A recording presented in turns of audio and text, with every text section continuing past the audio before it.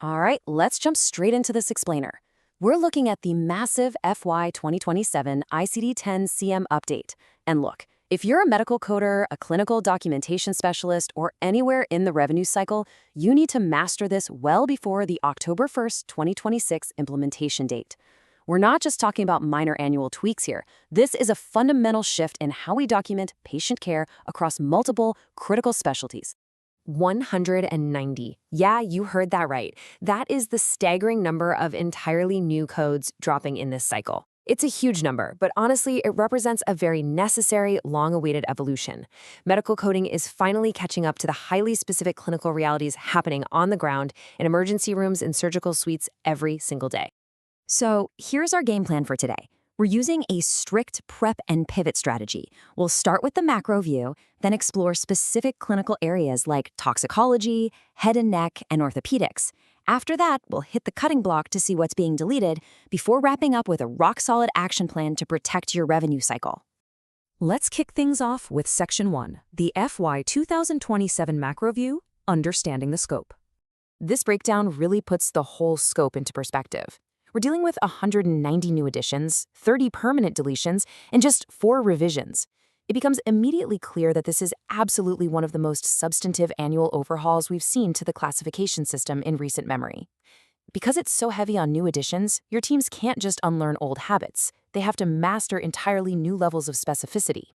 Moving right along to Section 2, Toxicology and Systemic Conditions, covering cycloparaffins, alkenes, and BMI. Now check out how these new chemical exposure categories are built. We're getting a massive block of 17 new codes for the toxic effects of cycloparaffins, right alongside 16 new codes for alkenes. And here's the kicker, they utilize those strict A, D, and S encounter designations for initial, subsequent, and sequela encounters. Plus, for the alkenes, you actually have to code the intent. Was it accidental, intentional self-harm, and assaults? This is literally going to demand much sharper clinical documentation from attending emergency providers. Sticking with systemic conditions for a moment, we're finally getting some essential granularity at the very bottom of the BMI scale. Before this, coding for underweight adults in nutritional assessments lacked this kind of specific stratification. But now, you can explicitly differentiate between a BMI of 18.4 or less and that 18.5 to 19.9 range. That is an absolute game changer for inpatient malnutrition documentation and proper resource allocation. All right, Section 3, Head, Neck, and Pelvis, dealing with malignancies, sinuses, and pelvic disease. Moving down the anatomy a bit, we're seeing some fantastic gap fills. Oncology coders, you're getting vital new specificity for metastatic head and neck diseases with the new C78 series.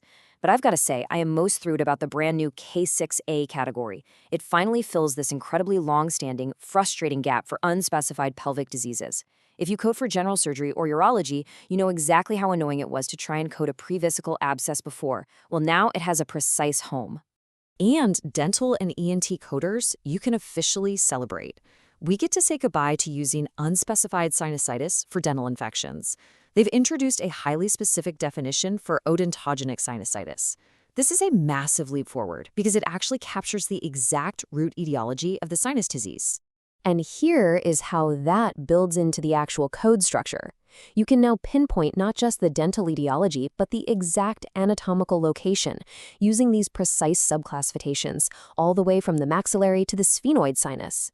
If a dental pathology is radiating right into the ethmoid sinus, J34.831 tells that exact, perfectly precise clinical story.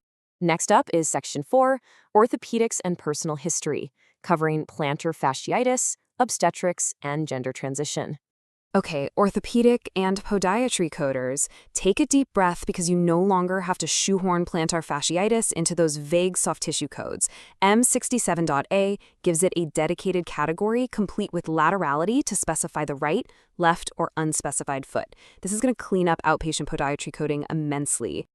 Shifting gears to maternal fetal medicine, this specialty gets a massive expansion with Category 031.4.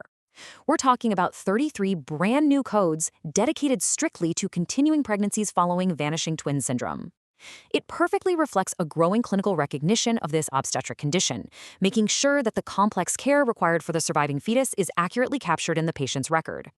We're also seeing a broader shift toward really comprehensive personal history coding. These new gender identity and transition codes are designed purely to support accurate clinical documentation in behavioral health, endocrinology, and surgical settings. By allowing coders to distinctly separate social, medical, and surgical transition histories, providers get a much richer context for delivering appropriate patient-centered care. All right, on to Section 5, the FY 2027 cutting block. Let's talk about deleted codes. This is a critical phase, folks. You need to flag these in your systems right now. These 4 specific codes for sternoclavicular joint and ligament sprains, they are officially off the table, gone.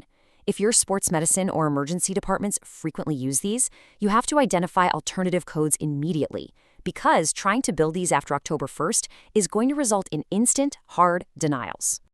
Finally, Section 6, the October 2026 Action Plan. It's time for your prep and pivot strategy.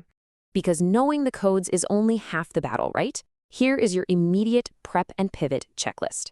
1. Ensure your software and EHR are updated. Do not just assume IT is going to do it without a prompt. 2. Educate your CDI specialists on these new categories, especially those hyper-specific sinus and plantar fasciitis codes. 3. Monitor payer bulletins closely because coverage policies will shift. 4. Audit your high-impact areas, like oncology and orthopedics, early. And 5. Scrub your charge masters to permanently retire those deleted codes. I really love this quote from the CMS guide because it grounds everything we've talked about today. Ultimately, this update isn't just about administrative hurdles or forcing coders to memorize new numbers. It's about painting a highly resolved, perfectly accurate picture of patient care. When coding matches clinical reality, patient outcomes improve and revenue cycles stabilize. It's as simple as that. So I'm going to leave you with this final thought. If an auditor walked in tomorrow and looked at your facility's charts using 2027 standards, how much revenue would you lose to instant denials? Don't wait around to find out. Review the full CMS list today, start auditing your workflows right now, and begin having these conversations with your providers.